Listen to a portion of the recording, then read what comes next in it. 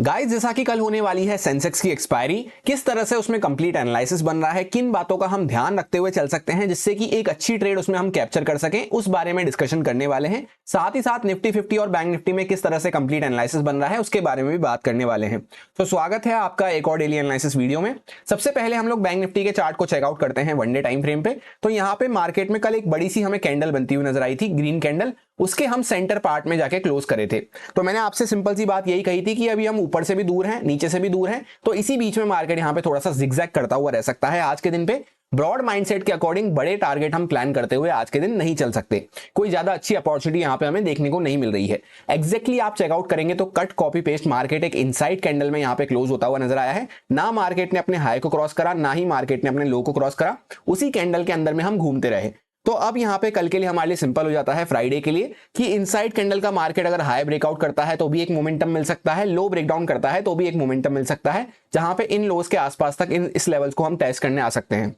जिन लोगों को नहीं पता है इनसाइड कैंडल के बारे में, मेन वाले चैनल पे उसकी वीडियो पड़ी हुई है, आप जाके चेकआउट कर सकते हैं। डिटेल में आपको समझ में आ जाएगा। उसका लिंक मैं आपको पिन कमेंट में दे दूंगा। काफी अच्छे से काम करता हुआ नजर आता है ये पैटर्न हमें, और बहुत हेल्पफुल रहता है। तो ब्रॉड माइंडसेट सिंपल हो गया हमारा कि इसके ऊपर या नीचे ही कुछ मोमेंटम के लिए हम प्लान करेंगे। इनसाइड कैंडल के अंदर में ही बन रहते हैं तो यहां पे कोई अच्छा मोमेंटम नहीं मिल पाएगा। अब 15 मिनट टाइम फ्रेम पे हम आ चुके हैं। यहाँ पे ये कुछ इंपॉर्टेंट लेवल्स मैंने आपसे डिस्कस किए थे और प्लान सिंपल सा यही शेयर किया था कि अभी हम यहाँ पे सेंटर पार्ट में एकदम क्लोज करके गए हैं। अपर साइड से कॉल सेलर्स बैठे होंगे, नीचे की साइड से पुट सेलर्स बैठे होंगे। तो इसी के बीच में मार्केट थोड़ा सा जिगजैग करता हुआ रह सकता है। और उसमें इंट्राडे में हम छोटे मूव कैसे पकड़ सकते हैं कि मार्केट अगर डायरेक्टली गैप अप खुल के नीचे निकल रहा है तो हम वहां पे सेलिंग के लिए कुछ प्लान करते हुए चल सकते हैं। यही एग्जैक्टली मैंने आपसे कहा था। बाइंग में सिर्फ हमें जब ही सोचना है जब मैंने आपसे कहा था कि यहां पे मार्केट थोड़ा गैप अप खुल के सस्टेन करता है और सेकंड हाफ में ब्रेकआउट कर रहा है, तभी हमें कुछ बाइंग के लिए अच्छा मूव मिल पाएगा। अदरवाइज गैप अप खुले, फ्लैट खुले या फिर गैप डाउन खुले, तीनों ही केस में हमारा सेलिंग के लिए प्लान था। एग्जैक्टली आप देखेंगे तो मार्केट गैप अप खुला और इमीडिएटली सेलिंग में आता हुआ नजर आया, जहां पे वापस से क्लोजिंग प्राइस के आसपास मार्केट ने अपने आप को होल्ड करा। पहले मॉर्निंग में यहां पे मार्केट ओपन होते ही इनसाइड कैंडल मिली, उसके ब्रेकडाउन के साथ काफी अच्छा मोमेंटम मिला। क्लोजिंग प्राइस के आसपास मार्केट ने होल्ड करके वापस से धीरे धीरे करता हुआ मार्केट ऊपर गया है। अभी हम ये इंपॉर्टेंट रेजिस्टेंस के आसपास ही यहाँ पे होल्ड कर रहे हैं।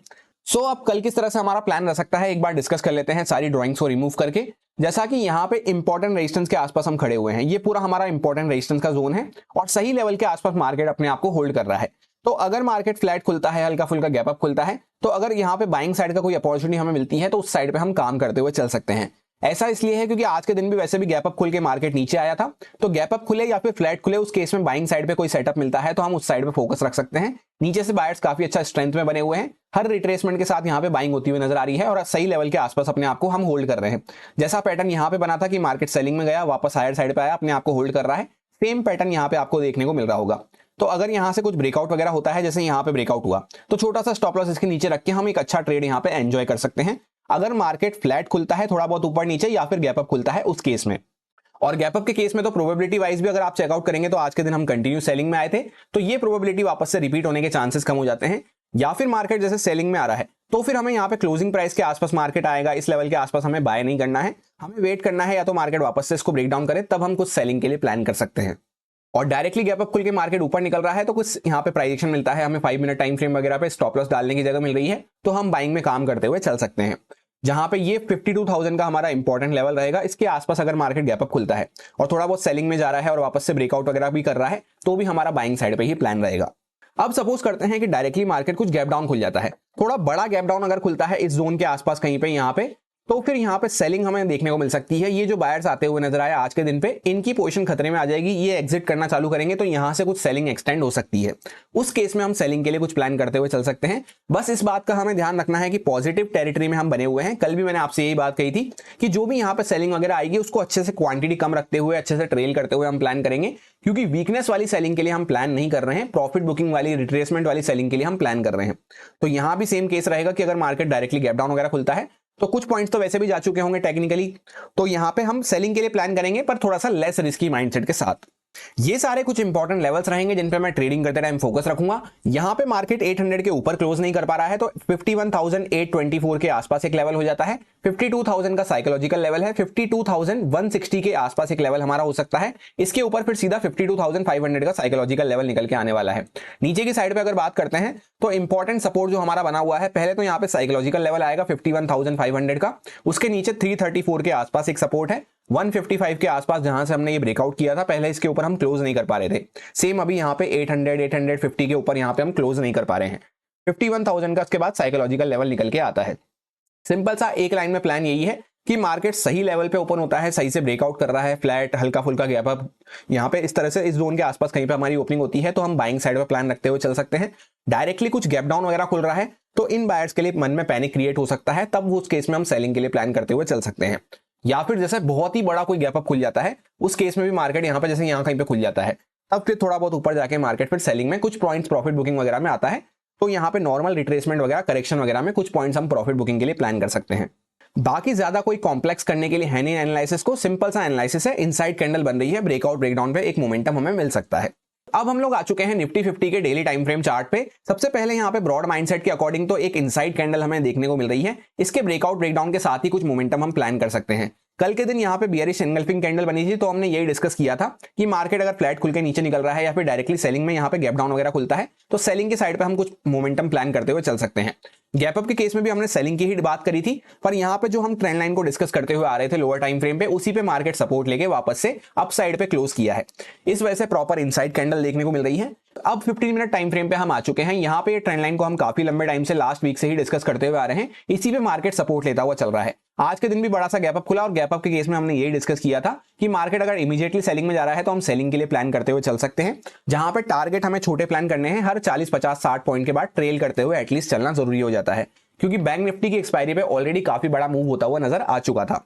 सो आज निफ्टी 50 की एक्सपायरी थी तो इस पे ज्यादा बड़े मूव की तो कोई एक्सपेक्टेशन नहीं थी। उसी तरह से मार्केट रिएक्ट करता हुआ नजर आया, गैप अप खुल के नीचे आया और इसी ट्रेंड लाइन के आसपास सपोर्ट लेके वापस से मार्केट ऊपर जाना चालू किया है, जहां पे कहीं ना कहीं पे हायर साइड पे ही हमने क्लोज किया है। तो इस जोन को अगर आप ध्यान से देखेंगे, यहाँ पे मार्केट बार बार इसी जोन में कंसोलिडेशन फेस कर रहा है, कंजेशन फेस कर रहा है। कल भी हमने इसको डिस्कस किया था। बार बार ऊपर जाते हैं तो नीचे आ जाते हैं, नीचे जाते हैं तो बार बार ऊपर आ जाते हैं। तो जैसे ही मार्केट इसके बाहर सस्टेन करना चालू करेगा, जैसे सस्टेन करने का मतलब एक कैंडल ब्रेकआउट करती है, उसके बाद नेक्स्ट कैंडल उसके हाई के ऊपर ट्रेड करना चालू करती है, तब एक अच्छा मोमेंटम हमें मिल सकता है। क्योंकि अभी तक क्या हो रहा है, ये कैंडल डायरेक्टली गैप अप खुली, ये कैंडल यहाँ पे गई ऊपर और इसके ऊपर यहाँ पे हम सस्टेन नहीं कर पाए, अगली कैंडल इसके ऊपर नहीं जा पाई। यहाँ पे भी ये कैंडल इसके ऊपर गई, क्लोज भी करा, पर अगली कैंडल उसके ऊपर नहीं जा पाई, वापस से इनसाइड कैंडल बनी और ब्रेकडाउन के साथ काफी अच्छा मूव हमें देखने को मिला। तो जैसा मैंने आपसे कहा, इनसाइड कैंडल काफी अच्छे से वर्क करती हुई नजर आती है। यहाँ पे मार्केट इसके ऊपर क्लोज करके अगली कैंडल उसके ऊपर सस्टेन नहीं कर पा रही है। तो कल के लिए हमारा सिंपल प्लान तो इस तरह से रहता है। सबसे पहले सारी ड्राइंग्स को यहाँ पे रिमूव कर लेते हैं कि मार्केट प्रॉपर यहाँ पे एक रेंज बनाता हुआ नजर आ रहा है। तो इसके ऊपर अगर मार्केट निकलता है या फिर इस ट्रेंड लाइन के नीचे मार्केट निकलता है, तब एक मोमेंटम हम प्लान कर सकते हैं और इसी के साथ इनसाइड कैंडल का भी ब्रेकआउट ब्रेकडाउन होता हुआ हमें नजर आ जाएगा। इसके बीच में हमें ज्यादा अग्रेसिव होकर कुछ भी हाथ पैर मारने की जरूरत नहीं है। यहाँ पे मार्केट बीच में थोड़ा सा कंफ्यूज बना हुआ है, बायर सेलर्स फाइट करते हुए नजर आ रहे हैं, तो उनको फाइट करके हमें डिसाइड कर लेने देना है कि किस साइड में मार्केट को ले जाना है। डायरेक्टली अगर मार्केट गैप अप खुल जाता है, तो आज के दिन क्या हुआ, गैप अप खुल के मार्केट इमीडिएटली सेलिंग में आया, उसके बाद वापस से क्लोजिंग प्राइस को थोड़ा सा ब्रेक डाउन करा और वापस से रिकवर करता हुआ नजर आया। तो इस प्रोबेबिलिटी के लिए मैं काम करने में पर्सनली इंटरेस्टेड नहीं हूं। अगर मार्केट गैप अप खुल के इमीडिएटली ऊपर निकल रहा है तो बाइंग साइड पे प्लान कर सकते हैं। गैप अप खुल के नीचे आ रहा है, क्लोजिंग प्राइस के आसपास सपोर्ट लेके वापस से हाई को ब्रेकआउट करता है, तब बाइंग के लिए प्लान कर सकते हैं। या फिर जैसे गैप अप खुल के यहाँ पे क्लोजिंग प्राइस के आसपास आके जैसे ये टाइम पास करा, इस तरह से टाइम पास कर रहा है, तो फिर हमें सेलिंग के लिए ही प्लान करना है। हो सकता है मार्केट जब तक ये ट्रेंड लाइन भी पास आ जाएगी, तो हो सकता है फिर मार्केट यहाँ पे होल्ड करके ब्रेक डाउन कर दे। अगर डायरेक्टली मार्केट गैप डाउन खुल जाता है, तो ये जो यहाँ पे बायर्स आते हुए नजर आए, इनके मन में थोड़ा सा पैनिक क्रिएट हो सकता है। उस केस में भी हमें एक सेलिंग देखने को मिल सकती है। वैसे भी ट्रेंड लाइन वगैरह ब्रेक डाउन होने के पास होगी या ब्रेक डाउन हो चुकी होगी, तो उस केस में भी हम सेलिंग के लिए प्लान रखते हुए चल सकते हैं। ये सारे कुछ इंपॉर्टेंट लेवल्स रहेंगे जिन पे मैं ट्रेडिंग करते टाइम फोकस रखूंगा। 23,800 के आसपास एक रेजिस्टेंस हमारा हो सकता है। 23,630 के आसपास अभी हम रेजिस्टेंस लेके कंटिन्यू खड़े हुए हैं बैक टू बैक। 23,500 का साइकोलॉजिकल लेवल है। इसके नीचे 410 के आसपास एक इंपॉर्टेंट लेवल हमारा हो जाता है। फिर उसके भी नीचे अगर निकलते हैं तो नेक्स्ट सपोर्ट हमारा काफी दूर आएगा। यहाँ पे एक माइनर सपोर्ट हमें देखने को मिल सकता है इस जोन के आसपास कहीं पे, क्योंकि यहाँ पे हम पहले सपोर्ट लेके, मार्केट एक अच्छा सेलिंग में बना हुआ था, सपोर्ट लेके हम ऊपर गए थे, तो इस लेवल के आसपास एक सपोर्ट हो सकता है। फिर 180 के आसपास एक सपोर्ट हमारा आने वाला है। अब सेंसेक्स की अगर बात करते हैं तो कल इसकी एक्सपायरी होने वाली है। सेम निफ्टी 50 जैसा ही चार्ट पैटर्न इसका रहता है, चार्ट स्ट्रक्चर रहता है। यहाँ पे प्रॉपर इनसाइड कैंडल बनती हुई नजर आई है, तो इसके ब्रेकआउट ब्रेकडाउन के साथ एक मोमेंटम हम प्लान कर सकते हैं। मार्केट आज के दिन पॉज लेता हुआ नजर आया है तीनों ही इंडेक्सेस में, तो कल के दिन वापस से अगर कंटिन्यू करता है या वापस से रिवर्सल देता है तो एक मोमेंटम मिल सकता है। 15 मिनट टाइम फ्रेम पे भी यहाँ पे सिमिलर कंडीशन रहेगी कि मार्केट अपने किसी भी यहाँ पे लो को टेक डाउन नहीं कर रहा है, एक इस तरह से ट्रेंड लाइन चलती हुई जा रही है। तो अगर इसके नीचे हम कुछ आना चालू करते हैं, डायरेक्टली मार्केट गैप डाउन वगैरह खुलता है, इस ट्रेंड लाइन वगैरह को ब्रेक डाउन करना चालू करता है, तो हम सेलिंग के लिए कुछ प्लान कर सकते हैं। फ्लैट ही मार्केट ओपन हो जाता है यहाँ कहीं पे, तो थोड़ा सा रुक के अगर मार्केट ब्रेकआउट वगैरह कर रहा है या डायरेक्टली भी ब्रेकआउट वगैरह कर रहा है तो हम बाइंग साइड पे प्लान रखते हुए चल सकते हैं। डायरेक्टली गैप अप के केस में जैसा हमने निफ्टी 50 और बैंक निफ्टी में डिस्कस करा कि इमीडिएटली मार्केट आज के दिन सेलिंग में आया, क्लोजिंग प्राइस को ब्रेक डाउन करा और वापस से ऊपर गया, तो इस तरह की प्रोबेबिलिटी के लिए मैं काम करने में इंटरेस्टेड नहीं हूं। होने को हो सकता है वापस से चार्ट रिपीट हो सकता है, पर मैं उस साइड पे काम करने में इंटरेस्टेड नहीं हूं। तो गैप अप के केस में अगर डायरेक्टली मार्केट ऊपर निकल रहा है, कुछ यहाँ पे ब्रेकआउट वगैरह कर रहा है, तो हम बाइंग साइड पे प्लान रखते हुए चल सकते हैं। गैप अप तो खुला मार्केट पर सेलिंग में आ रहा है, उसके बाद क्लोजिंग प्राइस के आसपास से सपोर्ट लेके वापस ऊपर जाता है और अपने हाई को ब्रेकआउट करता है इस लेवल को, तब हम बाइंग के लिए प्लान रखते हुए चल सकते हैं। इस बीच के एरिया को हमें अवॉइड कर देना है। और मार्केट अगर गैप अप भी खुला, सेलिंग में भी आया, यहाँ पे वापस से इस तरह से टाइम पास कर रहा है जैसे ये कर रहा था, तब फिर हमें वापस से यहाँ पे बाइंग के लिए मैं पर्सनली प्लान करने में इंटरेस्टेड नहीं हूँ, क्योंकि ये ट्रेंड लाइन भी पास आ चुकी होगी। तो यहाँ पे मार्केट ब्रेकडाउन वगैरह कुछ करता है तो सेलिंग के लिए हम काम कर सकते हैं, बाइंग को हमें अवॉइड कर देना है। इन कुछ केसेस में हमें एक बेस्ट मोमेंटम मिल सकता है। ये सारे कुछ इंपॉर्टेंट लेवल्स रहेंगे। 77,625 के आसपास एक लेवल है, 856 के आसपास लेवल है, उसके बाद 78,000 का साइकोलॉजिकल लेवल निकल के आता है, 277 के आसपास एक लेवल हमें देखने को मिल रहा है, 106 के आसपास एक सपोर्ट है हमारा जो कि पहले रेजिस्टेंस बना हुआ था, अभी मल्टीपल टाइम यहाँ पे सपोर्ट हम ले चुके हैं। इसके नीचे अगर निकलते हैं तो फिर ये हमारा इंपॉर्टेंट जोन आएगा जहां पे मार्केट पहले भी सपोर्ट लिया, गैप अप खुल गया, वापस से सपोर्ट लिया और यहीं से हम ऊपर आना चालू करें हैं, जो कि निकल के आता है 600 से लेकर 500 के आसपास। साइकोलॉजिकल लेवल भी 500 का हो जाता है। सो यही मेरा सिंपल सा एनालिसिस बन रहा था तीनों इंडेक्सेस में, जो आपके साथ प्योरली एजुकेशन एक्सपीरियंस पर्पस से शेयर किया गया है, सारे लॉजिक्स एंड रीजंस को एक्सप्लेन करते हुए। अब अगर आपको अच्छा लगता है, समझ में आया है, तो आप इसको यूज में ले सकते हैं अपने रिस्क पे, अपने प्रॉपर रिस्क मैनेजमेंट को फॉलो करते हुए, अच्छे से स्टॉप लॉसेस वगैरह को फॉलो करते हुए। Happy Sensex expiry, thank you.